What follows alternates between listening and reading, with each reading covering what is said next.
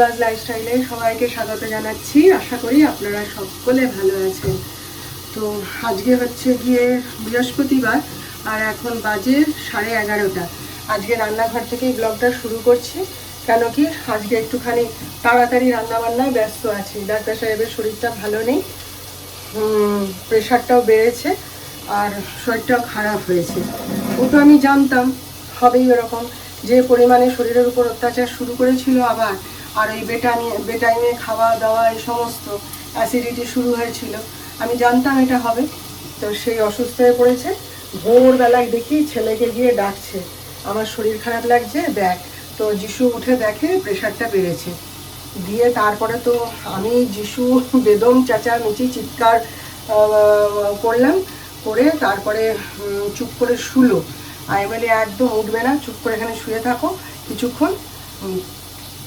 তারপরে উঠে দেখি আমি তখন পুজো করছি, ও দেখি নিজে নিজেই খাওয়া দাওয়াটা করলো। আমি দুধ টুধ গরম করে ফুটিয়ে রেখে গেছিলাম, খেয়ে দিয়ে আমি এখন আর বাড়ি থেকে বেরোতে হবে না, দুটো খাও, খেয়ে বিশ্রাম নাও, তাড়াতাড়ি রান্না করে দিচ্ছি। আচ্ছা দেখুন, আমার রান্না তো 2-2-2:30টার মধ্যে কমপ্লিট হয়ে যায়, এসে খেয়ে নিলেই হয়। কিছুতেই আসবে না, সেই আবার সেই আগের মতন 4:30 5:30 শুরু করেছিল। তাহলে কী করি আমি বলুন, নিজের আমার শরীর খারাপ, হ্যাঁ, সেই নিয়ে আমি কাজ করে যাচ্ছি। তারপরে যদি আবার এরা এরকম মানে শুরু করে, তাহলে বলুন আমি কোন দিক সামলাবো। সেই জন্যে এই যে একটুখানি তাড়াতাড়ি রান্নাবান্না করছি। বললাম চান করতে যাও, করে একটু ফ্রেশ হয়ে নিয়ে বসো, ভালো লাগবে। দিয়ে এই রান্না করি, দেখি করে দুটো ভাত খাই, যদি বিশ্রাম নেবে, না হলে ওর তো এক্ষুনি নার্সিংহোম থেকে কল আসবে, ব্যাস ছুটবে। এই হচ্ছে ব্যাপার। সকাল থেকে ওই জন্য দৌড়ে দৌড়ে সব কাজই সেরে নিয়েছি, নিয়ে এই যে রান্নাবান্না বসিয়েছি একটু। তো চলুন, জানি না কতটা আপনাদের সঙ্গে কথা বলতে পারবো, আজকের ভিডিওয়ে কতটা কি দেখাতে পারবো, আপনারা সঙ্গে থাকুন, দেখতে থাকুন। বাইরে কি সুন্দর ঝলমল করছে রোদ, দেখুন। যাই বলুন না তাই বলুন, আমার কিন্তু এরকম রোদ উঠলে বেশ পুজো পুজো গন্ধ লাগে। পুজো তো সামনেই, তাই না? আপনারা সবাই হাসুন আর যাই করুন, আমার কিন্তু মনে হয় কেমন চারিদিকে পুজো পুজো গন্ধ লাগে। দেখুন, আর বৃষ্টি ভাল লাগছে না। এমনিতেই বর্ষাকাল আমার পছন্দ নয়, আমার ভালো লাগে শীতকাল। ঠান্ডা ঠান্ডা ওয়েদার থাকবে, ঝলমলে রোদ থাকবে, দেখতে ভালো লাগে। আর মানে ভালো লাগে আর কি সব দিক থেকে। যাই হোক, এই যে রোদটা উঠেছে, এটা যদি সারাদিন থাকে না, খুব ভালো হয়, তাই না বলুন? সব সময় কি বৃষ্টি বৃষ্টি বৃষ্টি ভালো লাগে? দেখুন কি সুন্দর লাগছে বাইরেটা, আমি অনেকক্ষণ ধরে দেখছি, চারিদিকে ঝলমল করছে রোদ। জিম থেকে ফেরার পথে ওই যে গোপাল জিউয়ের মন্দিরে গেছিলাম। অনেক দিন ধরে শুনছিলাম মন্দিরটার কথা, জানেন, কিন্তু যাওয়া আর হয়নি। আর ওই দিকটায় আমি সেভাবে চিন্তা মতো না। তারপরে কালকে গেছিলাম মন্দিরটায়, সত্যি খুব ভালো লেগেছে, জানেন।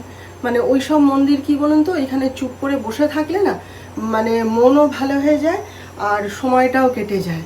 খুব ভালো লেগেছে কালকে। আমি মন্দিরটায় প্রথম গেলাম কালকে, খুব ভালো লেগেছে। আমি ওখানে নাকি যে যা মানত করে পূরণ হয়ে যায় আশা।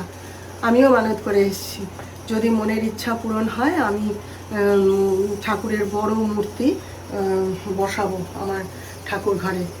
তো শুনলাম ওখানে নাকি ওই রকম মানে বড় বড় দেখলাম সিংহাসন রাখা রয়েছে, সেসবে করে নাকি ঠাকুরকে সব নিয়ে যায় বাড়িতে, নিয়ে গিয়ে ভোগ টোগ দেয়, পুজো করে, শুনলাম সব বসে বসে।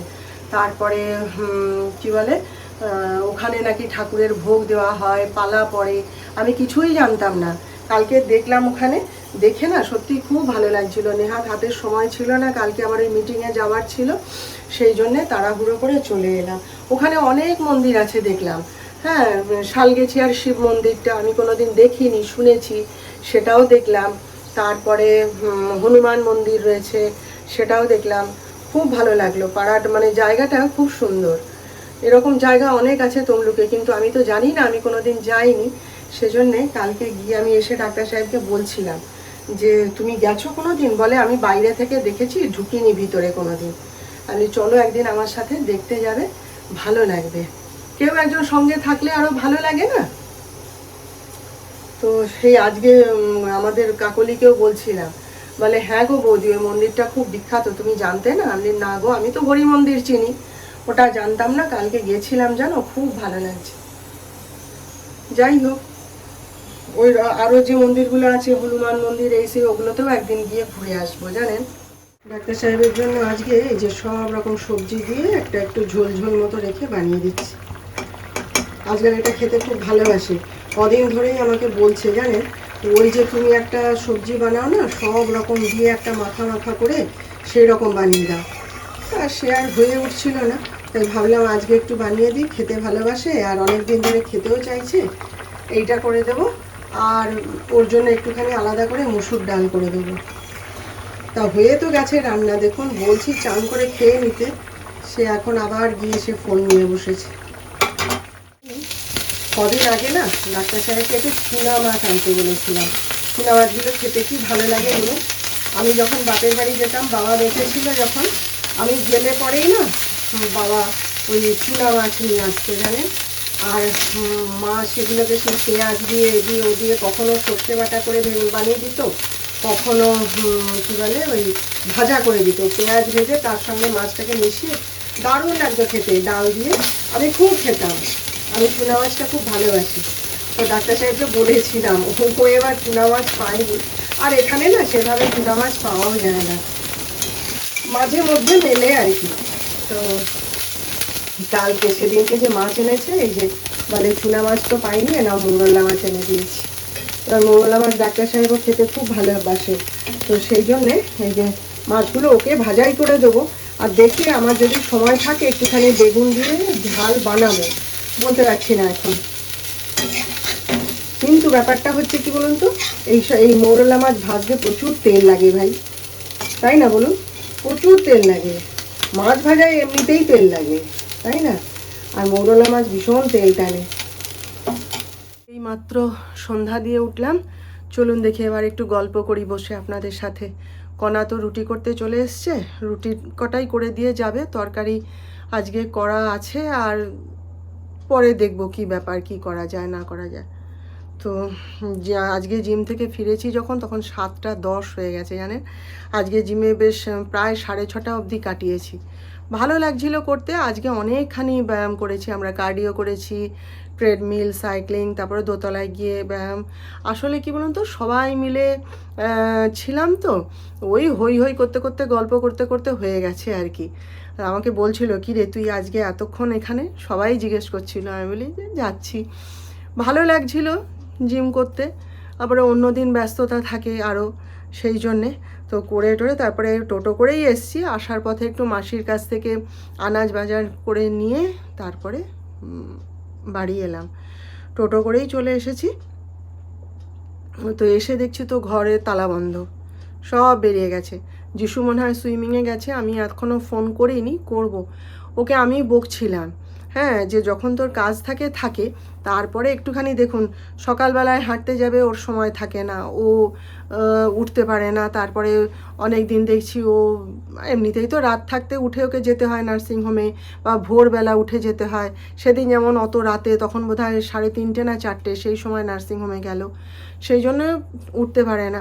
আমি বলি তাহলে একটু যাও না, সুইমিংয়ে দাদারা যাচ্ছে তাদের সাথে যা, মনটাও ভালো থাকে, যখন কাজ নেই তখন গেলে মনটাও ভালো থাকে, শরীরও ভালো থাকে, যা। তো সেই মনে হয় গেছে, দেখি ফোন করব। আর ডাক্তার সাহেব তো সেই যে খেয়ে উঠে ছুট লাগিয়েছে, হ্যাঁ, সকালবেলাটা একটু ধরে বেঁধে তাকে শুয়ে রাখা হয়েছিল।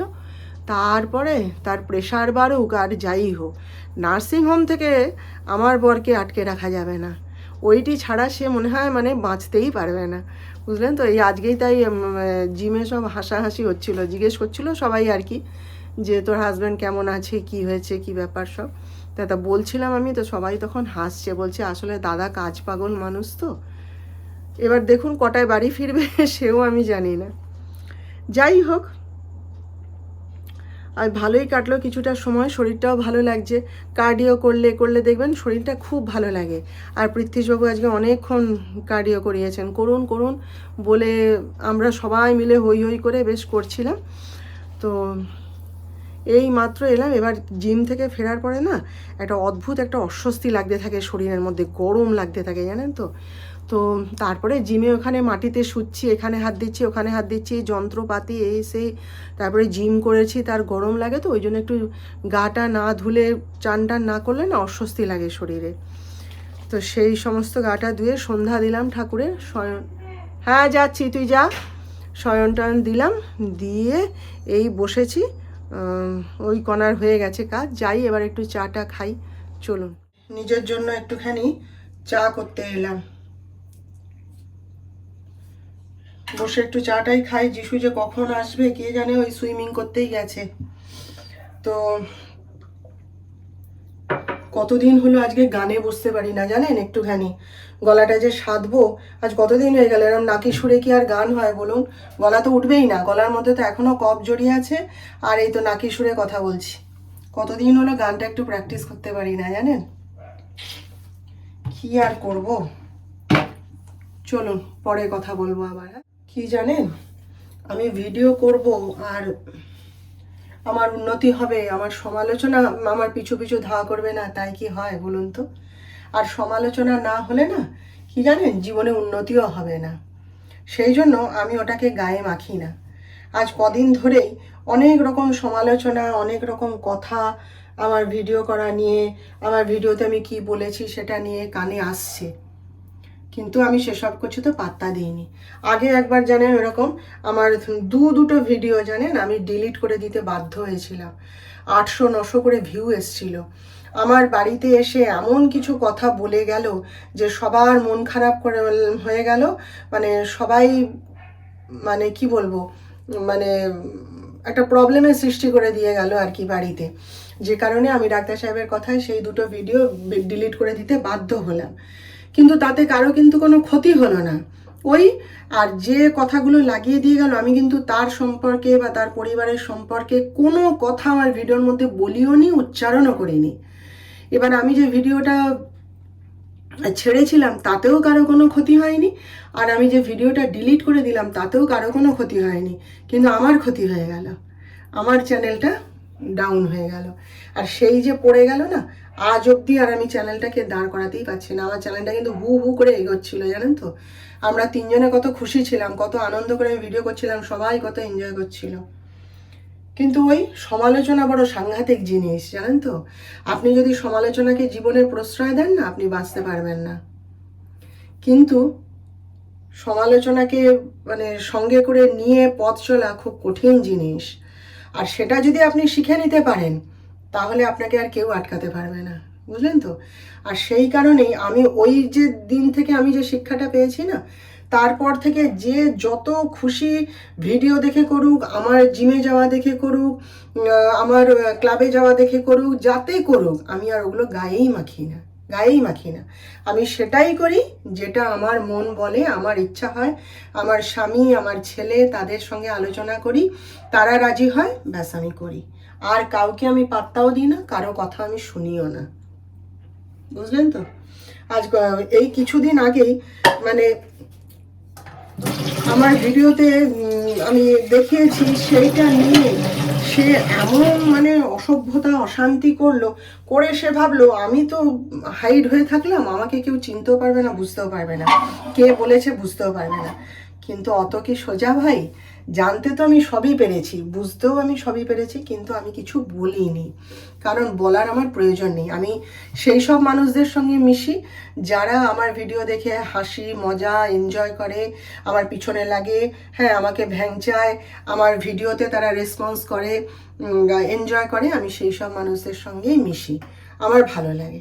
আর ও যারা কুট কচালি, হ্যাঁ পরনিন্দা পরচর্চা সমালোচনা করছে, কোথায় ভিডিওতে কি দেখিয়েছি, কোথায় ভিডিওতে কি বলেছি, সেইটা নিয়েই পড়ে গেল, আমার ওসব মানুষদের দরকারও নেই। আর আমার ভিডিও তারা দেখলো কি না দেখলো আমার জানার দরকারও নেই, নাকি বলুন? ঠিক কথা বললাম কি না? আজকে রাতের খাবারের জন্য একটু পেঁপের তরকারি বানালাম। আজকে মাসির কাছ থেকে অনেকগুলো পেঁপে কিনে এনেছি, আর পেঁপে খেতে ভালোও লাগে, তো ভাবলাম যে আলু দেবো না, আলু না দিয়েই বানাই। ডাক্তার সাহেবকে বলছিলাম ডিম ভাজা করে দেবো, তারপরে চিন্তা করলাম না, প্রেশার বেড়েছে তো ডিম ভাজা খাওয়ার দরকার নেই। আমি তুমি হালকা করে এই যে তরকারি করেছি। হ্যাঁ, আজকের তরকারিটা আমি নিজের হাতেই করলাম। কলা রুটি করে দিয়ে গেছে, আর যিশু তো দেখেই গাইগুনি শুরু করেছে, তো বলছে আমি ডিম ভাজা খাবো। আমি খাও, যা ইচ্ছা করো, একটু তরকারি খেতে হবে, ব্যাস। তো চলুন, যিশুর সঙ্গে গল্প করতে করতে রান্নাটাও হয়ে গেল। ডাক্তার সাহেবও চলে এসেছেন, তার সঙ্গেও কিছু কথা বললাম। এই তরকারিটা হতে হতেই সব কাজকর্ম সারা হয়ে গেল। এবারে তিনজনে মিলে, ভালোই হয়েছে, ডাক্তার সাহেবও এসে গেছেন, তিনজনে মিলে খাওয়া দাওয়া শেষ করে নেব, নিয়ে আজকের মতন কাজ গুছাবো। তাহলে আজকের মতন আপনাদের সঙ্গে গল্প শেষ করলাম এখানে। আপনারা সবাই ভালো থাকবেন, আর আমার আজকের ভিডিওটা ভালো লাগলে একটা লাইক, শেয়ার ও সাবস্ক্রাইব করে অবশ্যই জানিয়ে দেবেন।